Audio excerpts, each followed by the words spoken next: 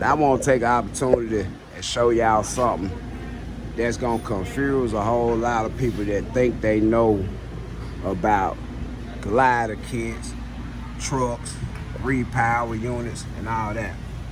Now, I'm at a dealership. This truck sold. The person that got the truck put 10 grand down on it because they are arguing with the salespeople that this is an ELD exempt truck.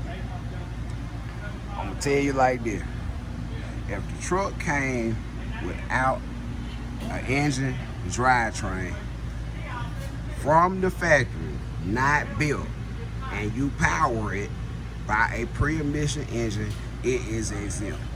If this truck came with an engine and you elected over the course of time to repower it with an ELD exempt engine, this truck is not ELD exempt. And to be honest with you, if the truck requires DEF or has an emission system and you do this truck really illegal. This was not illegal because the year, make, and model did not require DEF, but it did get a repower. And a nice one. I'm talking C15, MBN serial number. Guess what? It's what you want. It's single turboed and everything.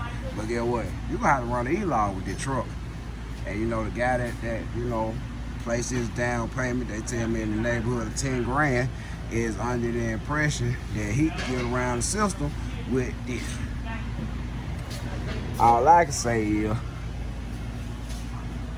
on the registration and the placard that go with this truck, they need to say it did not come with an engine, and it need to say what engine it was set up for, if it was set up for a particular engine. But then right here, E-logs, anything else you thought about not doing, you're gonna have to do it. This truck is not exempt, and it just is what it is. One thing about it, you can't get around the system, but what you can do is go this route for reliability. This is a very reliable mechanical, mostly mechanical engine. Go around to the other side. MBN serial number normally be a dual turbo. It has been single turbo.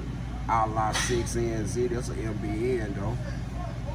Very, very, very, very, very good upgrade for reliability, heat management on the exhaust gas temperature, longevity, and hell, not having to buy 2 turbos every time some shit go down. Fuck that water after cooler, go with the front mount, air to air, and make it a whole reliable system. But this truck is not ELD exempt. This is a repower. This is not a glider. There is a difference, and the DOT will make you aware of the difference.